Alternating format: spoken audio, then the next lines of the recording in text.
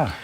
Welcome back. We have Dr. Paul Hunter returning to the show today from Columbia Summit Vet Hospital. It's great to have you back on the show. Thank you. And joined by Try. That's our puppy's name today. How old is Try? Oh, you know what? It's my receptionist dog. I think he's about 6 months. He's about 6 months. So he is right now chewing on some sort of dental bone. Probably a little older than that, but yeah, something like that. That's okay. Under a year. Under a year. And so it's Dental Health Month for our pets. Is that right? It's right. Most clinics are doing dental promotional things and trying to help their clients look after their pets' teeth. Okay, so how important is it to have good dental health in your pets? I personally think this goes to the wayside a bit sometimes.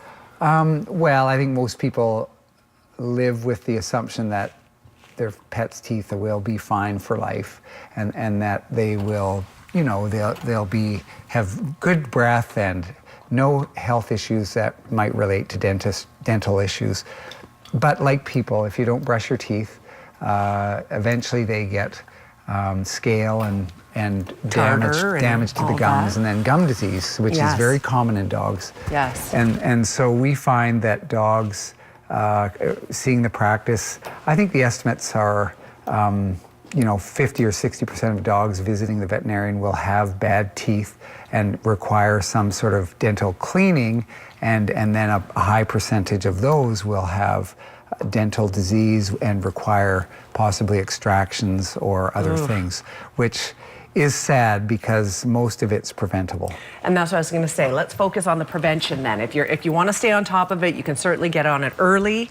What Try is chewing on right now is a part of the process. It doesn't have to be an ugly thing, right? And what is this DentaBone MediChew, it's called? Yeah, so that's a chew that it cleans his teeth as he chews on it, not unlike Dentastix. And this one has another additive that reduces the amount of calcium in the saliva so that there's less scale produced from the plaque on his teeth. Okay. So it's not a complete solution to brushing. No. In other words, you should brush your pet's teeth every day. Okay, so I'm every day. See, now let's live in the real world. I'm not going to be brushing my dog's teeth every day. Do you brush your dog's teeth every day? No, but my dog that lives at home chews a lot, and he has great teeth. And I watch his teeth, and they're good so far. But that's a bad approach. I mean, how about once a week? You know, I find in general that if you do it once a week, you forget.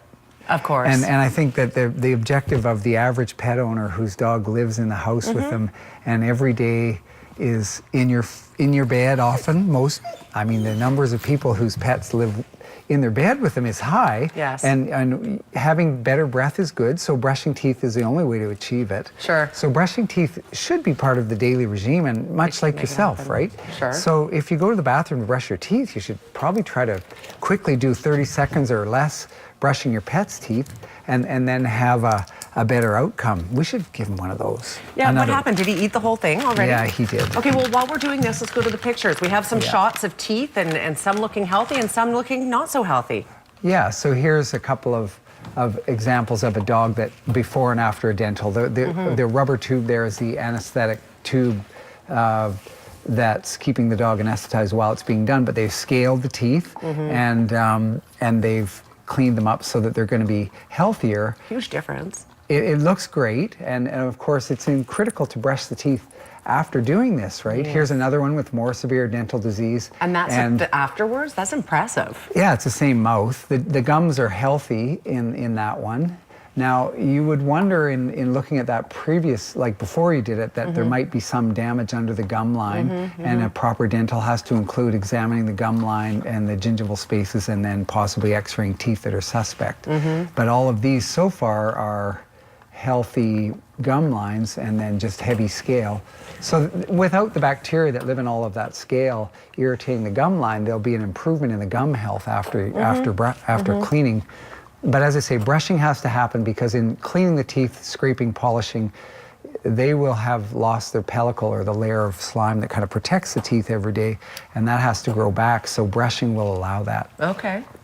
And this little diagram is pointing out how other diseases are related to tooth health in dogs and cats. Heart can be affected from gingival infections causing bacterial showering and then valvular disease, and other organs such as liver and kidneys can be affected. And you know what, this is true for the same with humans. If you have bad oral care, it can affect your heart, it can affect your everything, your arteries, and it really does have a spill down effect. So I'm not surprised it would be the same in a pet. Yeah, that's number 3. So it's pretty critical, and so it's such an easy thing to do to maintain health. And you know, we spend a lot of time counseling our pet owners on how to avoid diseases that are communicable through infectious diseases.